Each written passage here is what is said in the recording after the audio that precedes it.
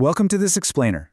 We see these absolutely massive glittering sports arenas on our screens every single weekend, right? But the massive economic push to build them and the hidden neighborhood battles happening literally right in their shadows, that is a fascinating and honestly an incredibly contentious story. Let's dive right in. So we really need to ask, who is actually footing the bill here? And who bears the burden when a city decides to drop a colossal new sports venue right in the middle of a neighborhood?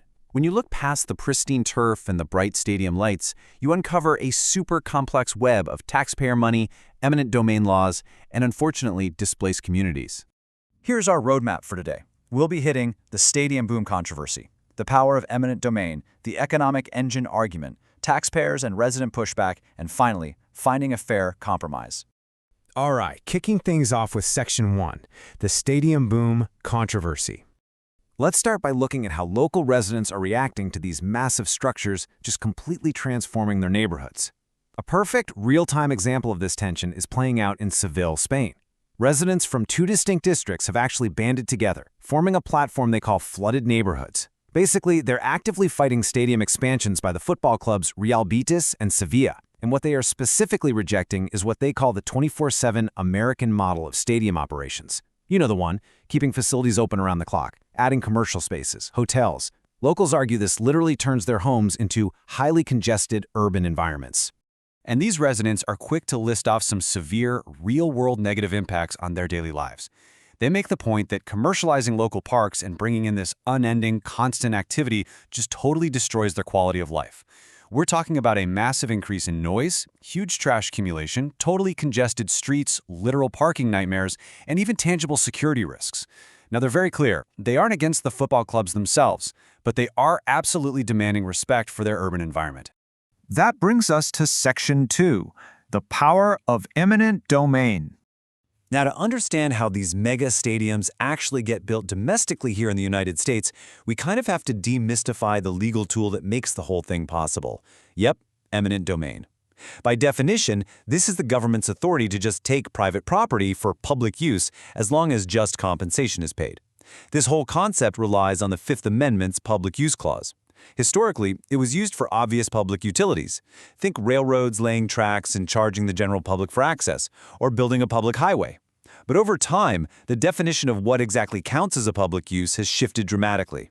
The landmark 2005 Supreme Court decision, Kelo v. City of New London, perfectly illustrates that massive shift. This decision controversially expanded the whole definition of public use. The court ruled that taking land from private owners for general economic development, like, say, transferring land to a private corporation just to bring in jobs and tax revenue, is completely constitutional.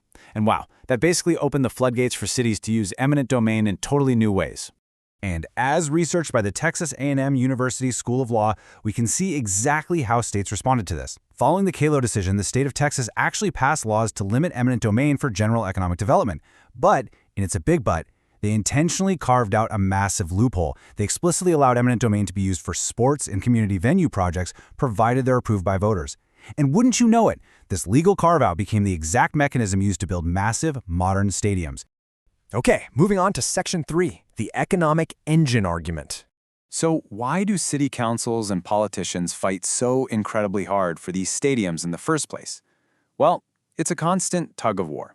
On one side of the rope, developers and city officials promise absolutely incredible economic benefits. We're talking new jobs, surges in tax revenue, and immense civic pride. But on the other side, you've got residents decrying the noise, the traffic congestion, and the massive tax subsidies that ultimately fall right on their shoulders. To really see the developer's perspective, let's look at Arlington, Texas. When they were pushing for the new $1.2 billion Dallas Cowboys stadium, the organization touted the whole project as a global beacon. Their core message to voters was that this stadium would, quote, put North Texas on the global map and create an economic engine that would generate immense tax revenue and tourism. It was pitched as an absolute no-brainer win for the local economy. Conversely, groups like that Flooded Neighborhoods platform in Spain, along with, frankly, a lot of economists, argue these promises are mostly just an illusion. They claim these mega projects, often dressed up as urban improvement, really just represent extremely lucrative windfalls for the clubs but offer poor value for the city. Essentially, they argue the true beneficiaries are the private entities and massive corporations, definitely not the local retail businesses or the everyday residents. But, to be fair, proponents counter that stadiums genuinely do serve the public. They point to the multiplier effect, the idea that a dollar spent at the stadium circulates through the local economy. Plus, these venues provide jobs, right? Both in construction and on game days. They also serve some undeniable civic functions. For instance, AT&T Stadium has hosted high school football championships, letting local kids play on an actual NFL field. And stadiums like the Toyota Center in Houston have even acted as vital, life-saving shelters during natural disasters like Hurricane Harvey. Heading into Section 4, Taxpayers and Resident Pushback.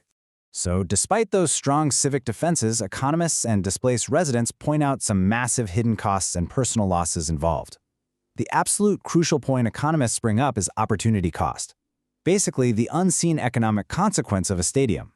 Economists argue that consumer spending at a stadium is largely just diverted spending. Think about it. If a family wasn't spending hundreds of dollars on a game, they'd probably be spending it at local museums, theaters, or restaurants anyway.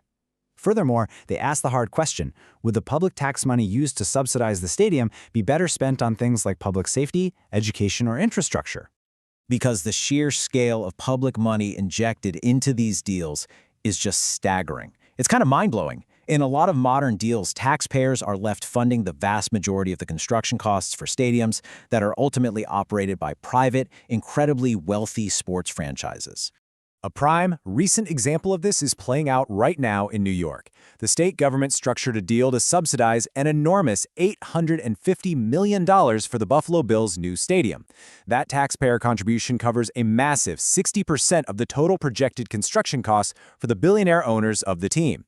$850 million? And exactly how that money was secured has generated some major controversy. The state administration actually froze the bank accounts of the Seneca Nation to extract roughly $565 million. This stemmed from a years-long legal dispute over casino revenue sharing. As you can imagine, the tribe decried the freezing of their finances as a massive overreach, an action taken specifically to help finance the governor's stadium pact. And beyond the billions in taxes, there's a very real human cost when neighborhoods get leveled. Take Arlington resident Johnny Johnson.